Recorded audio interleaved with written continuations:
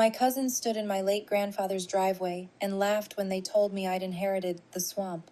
My aunt called it a mercy gift, said at least I could go feed mosquitoes while the rest of them split the real estate. Then she handed me the parcel file with a smile that felt rehearsed. But I didn't know that buried inside those damp, worthless acres was the one thing they had already promised to sell behind my back. If you love inheritance stories where the quiet one wins with proof, stay with me. This one starts with humiliation and ends with a settlement nobody saw coming. My name is Tessa Rowan. I'm 37, and I've worked as a bank teller for nearly 15 years in a town where money changes hands fast but records last forever. I'm the person customers underestimate until I catch the missing endorsement, the altered check, or the signature that doesn't match. I don't get loud when people pressure me. I get precise. And that has saved me more than once. My grandfather, Walter Rowan, owned land the way some men collected grudges. He had parcels everywhere, timber lots, pasture, an old feed store, river frontage, and a low stretch of wet ground out near Briar Marsh that everyone in the family mocked for years. He kept maps rolled in tubes, deeds in labeled envelopes, and tax receipts clipped by county. When I was a kid, he used to sit me at his kitchen table and unfold survey maps like they were treasure charts. My cousins, Beau and Lyle, hated those afternoons.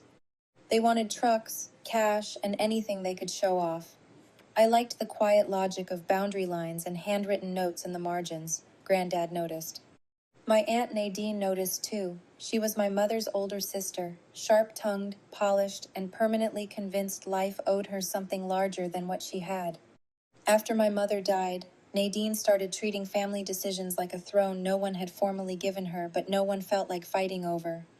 My cousins learned from her early: speak first, smirk often, and if someone softer is in the room, talk over them until they disappear.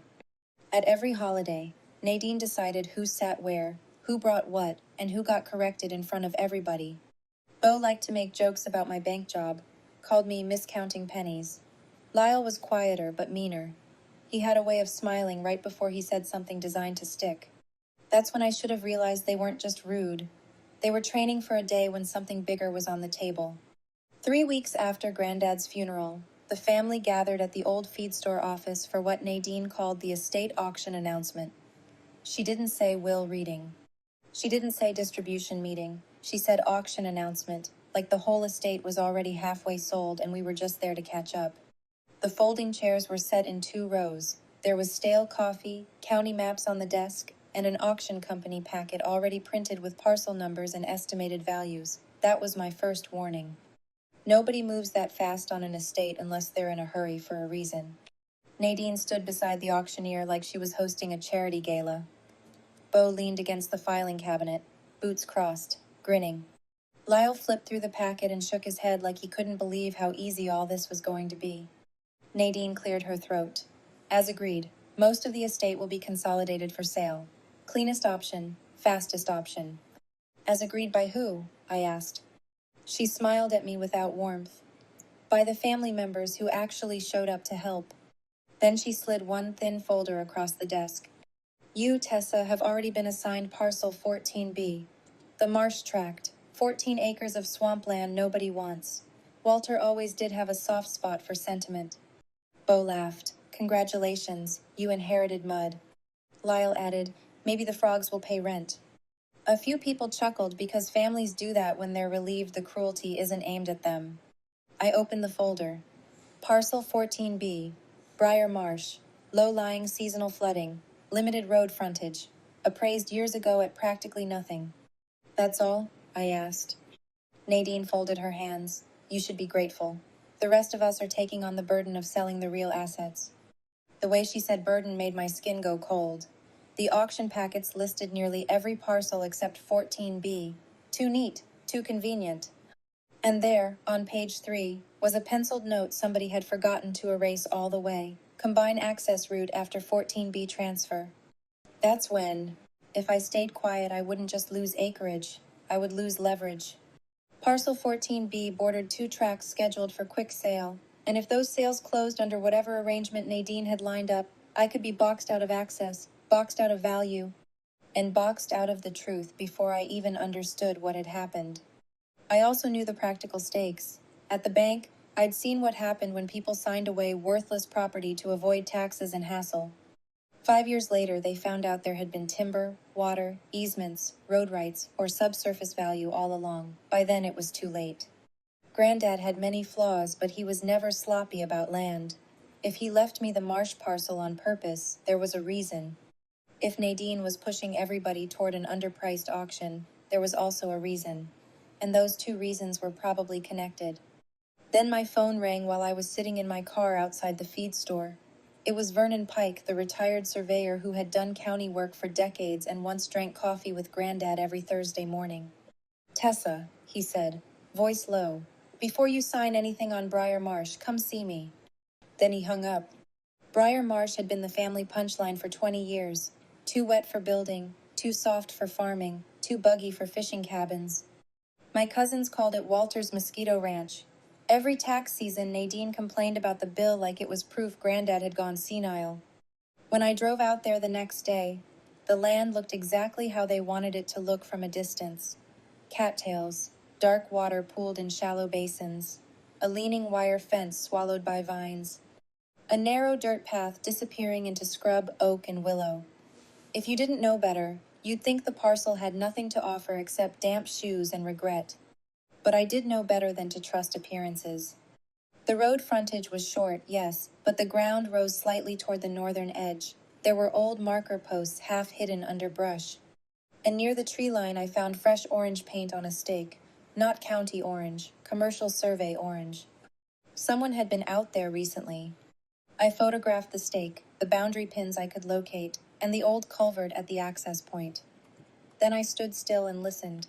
In the distance I heard heavy equipment, not on my parcel. Close enough to matter. The next morning I met Vernon at his workshop behind his house. He was 80 if he was a day, with square hands and a memory better than people half his age. He pulled a survey tube from a shelf and laid an old linen-backed map across the table. "You didn't get swampland," he said. "You got the key piece."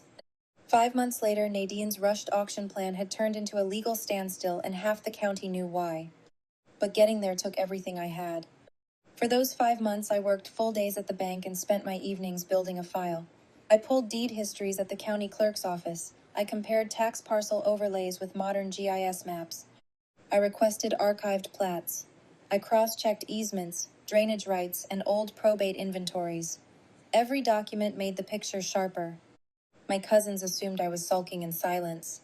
Nadine told relatives I was being difficult because I couldn't handle not being favored. That part almost made me laugh. They still believed calm meant defeated. But I didn't know just how greedy they'd been, until Vernon opened a second drawer in his workshop and handed me a copy of a deed recorded 32 years earlier. The survey map Vernon showed me was not just a boundary survey. It was a mineral and access overlay commissioned by a small energy company decades ago, back when exploratory rights were being negotiated quietly across 3 adjoining tracts. Across the bottom corner, stamped in faded blue ink, were the words, "Reserved Mineral Interest, see attached deed." The attached deed was the real bomb. Recorded in Book 411, page 208, it showed that when Granddad sold a neighboring strip years ago, he retained 50% mineral rights under portions of the marsh-adjacent tract and all subsurface access rights through Parcel 14B for any future extraction agreement. The language was dry, technical, and easy to ignore unless you read every line. I read every line. There was more. A handwritten notation in Granddad's blocky script ran along the survey margin. "Do not sever 14B. Controls, route, and value." I felt my pulse in my throat. Parcel 14B wasn't worthless. It controlled legal access for any commercially useful development tied to those adjoining parcels. And if the retained mineral interest still had value or even leverage, then Nadine's plan to bundle the neighboring tracts in a fast auction without properly valuing 14B wasn't just unfair. It was deliberate.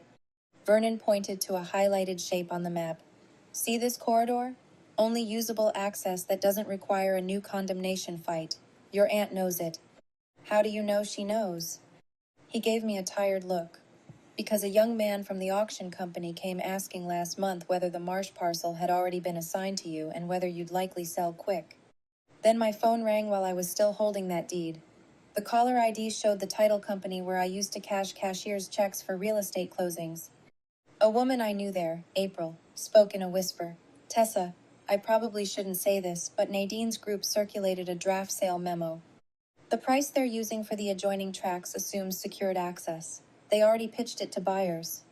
They were planning an underpriced sale based on access they did not fully control, hoping to pressure me later into selling cheap or signing easement terms after the fact. That was the secret. My aunt and cousins had concealed the mineral rights history, concealed the controlling access value of parcel 14B, and lined up a bargain sale to cash out before anyone forced a real valuation. I made copies of everything: survey map, mineral rights deed, draft sale memo notes I could lawfully confirm through public filings and witness statements. Then I called a litigation attorney named Helena Cross, who had the kind of voice that made liars sit up straighter without knowing why. She reviewed my binder in silence, turned one page, then another, and finally said, "Your family isn't just opportunistic, they're exposed." Helena filed for a temporary injunction 2 days before the scheduled auction. Her petition was narrow and devastating. Halt the sale pending full valuation, ownership clarification, and disclosure of retained mineral and access rights materially affecting parcel value. Nadine called me within an hour of being served. "You are humiliating this family over a swamp." I stood in my kitchen, looking at the survey map taped to my cabinet. "No, I'm stopping a sale built on omissions." Bo grabbed the phone from her. I could hear it in the sudden change of breath. "You think one little bank teller can outplay all of us?" "I think records outplay people who get sloppy," I said. He scoffed. "That land is useless." "Then you won't mind a fair valuation." Silence. At the injunction hearing, Nadine arrived in cream linen and grief-colored lipstick, like she thought elegance could replace accuracy. Bo and Lyle sat behind her, shifting with that restless confidence men have right before it collapses. Helena never rushed. She introduced the survey map first, enlarged on foam board, then the mineral rights deed, then the handwritten note from Granddad. Finally, she produced evidence that the auction packet valuations for the adjoining tracts assumed access and development utility that depended in part on parcel 14B.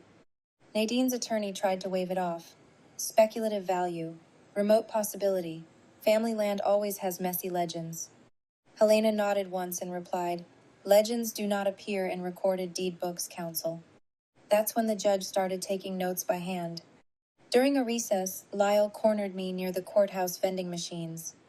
"You could have taken a payout quietly," he muttered. "Why do this?" I looked at him. "Because you counted on me not understanding what I owned." He leaned closer. "You're blowing up the whole estate." "No," I said. "You did that when you tried to sell it below value." The next morning, Helena called before I got to work. "The auction company just handed over internal emails," she said. "One of them says, 'Need Tessa boxed in before mineral issue surfaces.'" I closed my eyes for 1 second and let the quiet settle. Then I smiled. "It's over, isn't it?" Her answer came smooth and certain. "It is for them." The court granted the injunction that afternoon. Not a delay, not a suggestion, an injunction. All estate parcel sales were frozen pending independent appraisal and title review. A court-appointed valuation expert was brought in. Within 6 weeks, the expert report confirmed what Nadine had worked so hard to bury. Parcel 14B carried strategic access value and materially affected the marketability of adjoining tracts. The retained mineral rights weren't a fantasy either. They had present negotiation value tied to subsurface leasing potential, enough to shift the entire estate picture. That alone would have been satisfying. But the emails made it better. Those messages showed Nadine and my cousins discussing how to keep the Marsh parcel out of the numbers long enough to push a discount sale. One message from Bo actually said, "Once Tessa signs off, nobody will care what that mud patch was worth." Another suggested pressuring me with shared maintenance costs if I didn't sell cheap afterward. Helena didn't need outrage. She had evidence. Faced with the deed history, appraisal report, internal emails, and the risk of a fiduciary breach finding, Nadine's attorney changed tone fast. So did the buyers. Nobody wanted to touch a tainted estate auction anymore. The settlement came in formal, expensive language, but the meaning was simple: full independent valuation, Revised estate accounting. Parcel 14B, recognized at its true strategic worth.